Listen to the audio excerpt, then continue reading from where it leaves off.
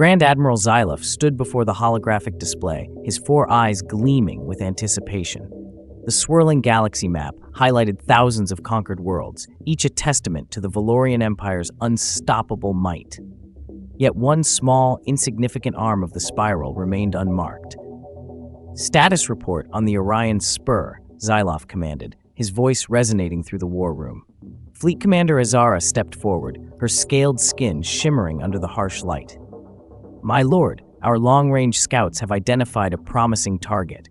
The locals call it Earth, a Class 12 death world teeming with primitive bipedal life." A chorus of hisses and clicks erupted from the assembled war council. Death worlds were rare, known for their harsh conditions and dangerous fauna. Most spacefaring races evolved on far gentler planets. Xyloph's mandibles twitched in amusement. Primitives on a death world? How quaint. And tell me, Azara, what level of technology have these creatures achieved? Azara's tail lashed nervously. "They've barely left their own planet, my lord. Rudimentary chemical propulsion, no faster-than-light capability. Their most advanced weapons rely on chemical explosives and kinetic projectiles." Pathetic. Xyloph's laughter boomed through the chamber. "To survive on such a world, yet fail to harness its potential, we shall enlighten them, by force if necessary." The War Council chittered in agreement, already envisioning the riches and glory to be won. Only one voice dared to dissent. "Grand Admiral," spoke Kryzal, the wizened xenobiologist. "With all due respect, perhaps we should exercise caution. Deathworlders, even primitive ones, can be—" "Silence!" Xyloph's voice cracked like a whip. "Your concerns are noted, old one, but wholly unnecessary. Our empire has crushed far more advanced civilizations than this Earth. Their pitiful defenses will crumble before our might." Kryzal bowed his head, knowing better than to push further.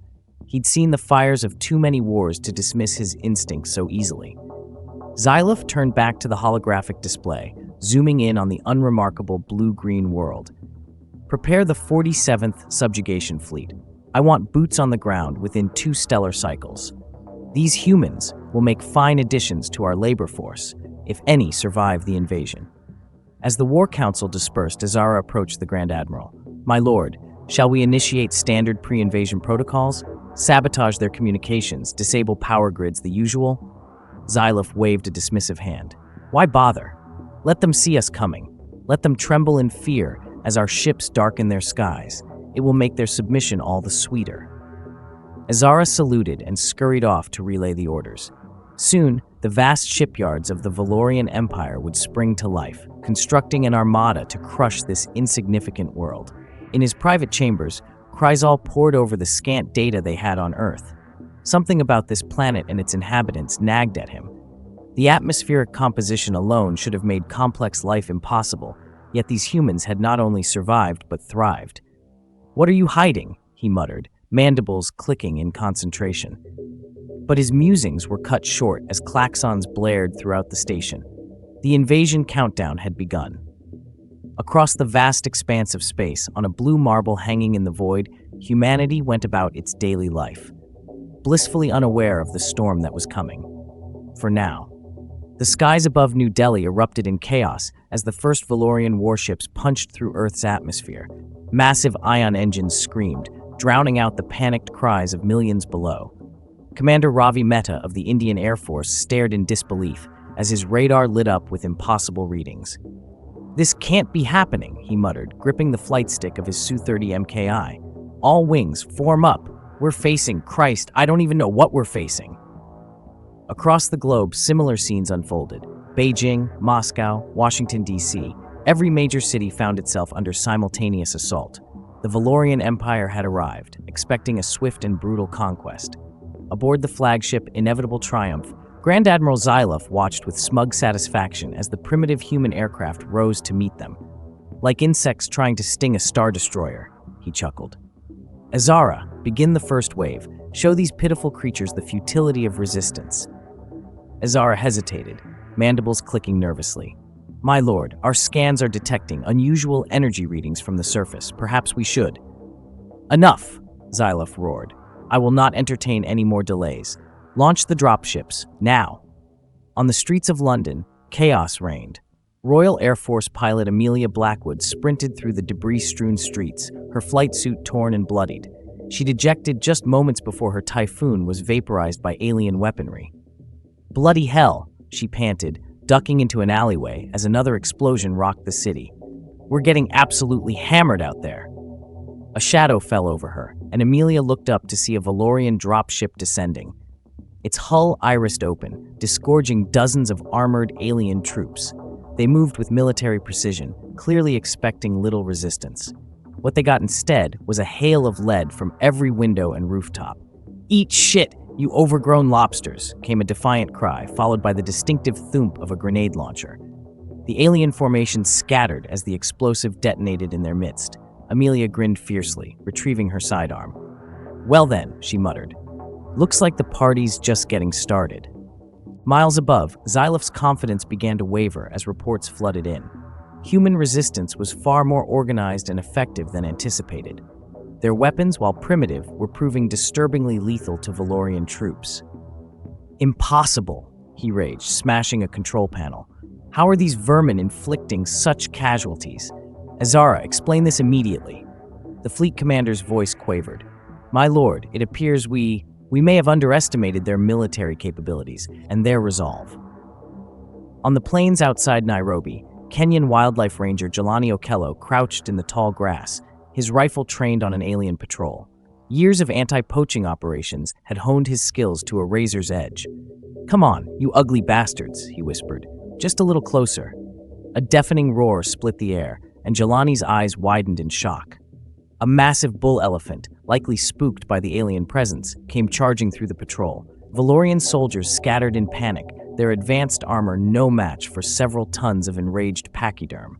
Jelani couldn't help but laugh. "Now that's what I call air support." As the first day of the invasion stretched into night, the Valorian Empire found itself in an unprecedented situation. What should have been a cakewalk had turned into a brutal slog. Human militaries, despite their technological inferiority, fought with a ferocity that left the aliens reeling. In the war room of inevitable triumph, Xyloph paced furiously. "This is a temporary setback," he growled. "We will crush these primitives, no matter the cost." Chryzal, the old xenobiologist, spoke up hesitantly. "My lord, perhaps we should reconsider our approach. These humans have clearly evolved under extreme pressures. Their tenacity—" "Enough!" Xyloph roared. "I will hear no more of your cowardice. We are the Valorian Empire. We do not retreat. We do not negotiate. We conquer." As the Grand Admiral stormed out, Chryzal exchanged a worried glance with Azara. Both knew, deep in their alien hearts, that they had grossly miscalculated. The question now was, how high would the cost of their hubris climb? On Earth, as the fires of invasion raged, humanity steeled itself for the fight of its life. The aliens had expected an easy conquest. What they got instead was a planet full of cornered rats, armed to the teeth and ready to fight to the bitter end. The battle for Earth had only just begun. As dawn broke on the third day of the invasion, the Valorian Empire's grand plans lay in tatters. What was supposed to be a swift subjugation had devolved into a grueling war of attrition. Humanity, it seemed, had no intention of going quietly into the night. In the dense jungles of Vietnam, Lieutenant Nguyen Thi Lan led her squad through the underbrush. Years of training in asymmetric warfare were paying off in spades against the alien invaders. "Hold position," she whispered, raising a fist. Ahead, a Valorian patrol stomped through the foliage, their high-tech sensors struggling against the humid air and electromagnetic interference from the local flora. Lan allowed herself a grim smile. "Just like the Americans," she muttered. "All that fancy tech, and they still can't see the forest for the trees." With a series of hand signals, she deployed her team. Minutes later, the jungle erupted in a carefully orchestrated ambush. Valorian troops fell to a hail of bullets and improvised explosives before they could even identify their attackers. As quickly as it began, the firefight was over. Lan's team melted back into the jungle, leaving behind a scene of alien carnage. "Good work, people," Lan said, her voice tight with adrenaline. "But don't get cocky. We've got a long way to go before we kick these bastards off our planet." Halfway across the world, in the snow-covered forests of Siberia, a similar scene played out. Retired Spetsnaz operative Mikhail Volkov led a ragtag group of survivors against a Valorian supply convoy. "Now!" Mikhail bellowed, and the quiet forest exploded into action. Improvised explosive devices detonated under the alien vehicles, while precision rifle fire picked off the survivors. As the smoke cleared, Mikhail surveyed the wreckage with grim satisfaction. "Ha! And they called us primitive," he spat. "Let's see how they like fighting primitives in 40 below zero." His team quickly stripped the convoy of anything useful: weapons, medical supplies, and most critically, communication devices. With each small victory, humanity's resistance grew stronger, more coordinated. Aboard the inevitable Triumph, Grand Admiral Xylof's mood had turned from confidence to rage to something approaching desperation. "How?" he roared, smashing another console. "How are these vermin inflicting such losses? We outnumber them. We outgun them. This should have been over by now." Azara, the fleet commander, tried to maintain her composure. "My lord, our troops are reporting difficulties. The humans are employing unconventional tactics, hit-and-run attacks, ambushes, even using their local wildlife against us." Xylof's eyes narrowed dangerously. "Explain," Azara gulped. "There are reports from the African theater, sir. Apparently, the humans have somehow managed to turn entire herds of massive quadrupeds against our forces. And in the oceans, well, several of our dropships have been lost to attacks by enormous aquatic predators." "Incompetence," Xylof raged. "I am surrounded by incompetence. These are animals, Azara, beasts. How can they possibly stand against the might of our empire?" In the vast Australian outback, Valorian search parties found themselves hopelessly lost and increasingly paranoid. The harsh terrain and unfamiliar dangers wore on alien nerves already frayed by constant guerrilla attacks. Waru, an Aboriginal tracker, led a mixed group of survivors through the Red Desert. "Watch your step," he cautioned. "Everything out here wants to kill you," and that was before the aliens showed up. As if on cue, a piercing shriek split the air. A Valorian scout, separated from its unit, stumbled into view. Its armor was torn and battered, evidence of a losing battle against the unforgiving landscape. Before anyone could react, a massive shape burst from the underbrush. The alien's scream was cut short as enormous jaws clamped down, dragging it into the scrub. "Crikey," whispered one of the survivors. "Was that a bloody saltwater croc?" Waru nodded grimly. "Nature's own resistance movement. Come on, we need to keep moving. Those lizard heads will be looking for their lost mate soon enough." As days turned to weeks, the Valorian invasion found itself bogged down on every front. What should have been a simple pacification had turned into a nightmare of attrition. Human ingenuity and sheer stubborn determination confounded the aliens at every turn. Valorian supply lines were stretched thin, their troops increasingly demoralized by an enemy that seemed to melt away only to strike again from unexpected quarters. In the war room of inevitable triumph, Xylof stared at the holographic display with a mixture of disbelief and growing dread. The map of Earth, once confidently marked for swift conquest, now blazed with countless hotspots of human resistance. "My lord," Chryzal, the old xenobiologist, dared to speak up. "Perhaps it is time to consider alternative strategies. These humans have proven far more resilient than—" "No," Xylof roared, but the fire had gone out of his voice. We cannot retreat. The Empire does not know defeat. We must find a way." But as alarms blared and reports of yet another failed offensive poured in, even the Grand Admiral began to wonder. Had the Valorian Empire finally bitten off more than it could chew? On the ground, in the air, and beneath the waves, humanity fought on. Each small victory, each alien ship brought down, each occupied territory reclaimed, fueled the fires of resistance. The Deathworlders had been pushed to the brink, and they were pushing back with everything they had. As the 6th week of the invasion dawned, the Valorian Empire found itself in an unprecedented situation. Their once mighty armada, which had subjugated countless worlds, was now a tattered shadow of its former self. Earth, the insignificant Deathworld, had become a graveyard for alien ambitions. In the scorching deserts of Nevada, Dr. Alara Vance stood before a motley crew of scientists, engineers, and soldiers. Behind them loomed the twisted wreckage of a downed Valorian battlecruiser. "All right, people," Alara shouted, her voice carrying over the wind. "We've got alien tech, we've got human ingenuity, and we've got a hell of a lot to prove.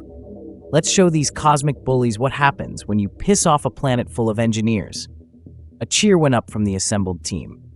For weeks, they'd been reverse engineering Valorian technology, adapting it to human use. Now it was time to put their creations to the test. Miles above, the inevitable Triumph shuddered as another barrage of fire slammed into its shields. Grand Admiral Xylov stumbled, gripping his command chair for support. "Status report," he bellowed, 4 eyes wide with barely contained panic. Azara's voice was tight with stress. "My lord, we're detecting anomalies in the human counterattack. Their weapons, they're not just projectiles anymore. They're using our technology against us." Xylov's mandibles clicked in disbelief. "Impossible! How could these primitives possibly?" His words were cut short as the ship rocked violently. Alarms blared, and the holographic display flickered ominously. "Direct hit to the main reactor," a technician screeched. "Containment failing. We need to evacuate now." As chaos erupted on the bridge, Xylov stood frozen, unable to comprehend the magnitude of his failure. How had it come to this? Back on the ground, humanity's fight back was gaining momentum. In the ruins of Tokyo, a squad of Japanese self-defense forces moved with purpose, each soldier outfitted with a mishmash of human and alien tech. Captain Hideo Tanaka hefted what looked like a Valorian plasma rifle, modified with human ergonomics and power systems. "All right, team, we've got Xeno signatures 2 blocks north. Let's remind these invaders why you don't mess with Earth." As they rounded the corner, they came face to face with a Valorian patrol. For a moment, both sides froze, equally shocked by the other's appearance. Then, all hell broke loose. The firefight was brief but intense. When the smoke cleared, the alien patrol lay defeated, outmatched by weapons they never expected to see in human hands. Hideo allowed himself a grim smile. "Poetic justice," he muttered, retrieving a Valorian communication device from a fallen enemy. "Let's see how they like fighting an enemy that can hit back just as hard." Across the globe, similar scenes played out. Humanity, armed with a deadly combination of reverse-engineered alien tech and home field advantage, began to push back against their would-be conquerors. In Earth orbit, the remnants of the Valorian fleet found themselves under assault from all sides.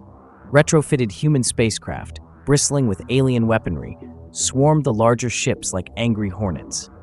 Aboard a hastily converted space shuttle, NASA pilot Zara Rodriguez grinned fiercely as she lined up another shot. "How's that for primitive technology, you overgrown seafood platters?" she whooped as her blast tore through a Valorian frigate's engines.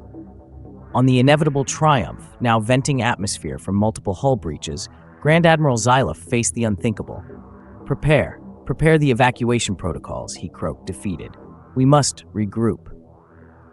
Kreisel, the old xenobiologist, shook his head sadly. "I fear it may be too late for that, my lord. The humans have adapted to our technology far more quickly than anyone could have anticipated.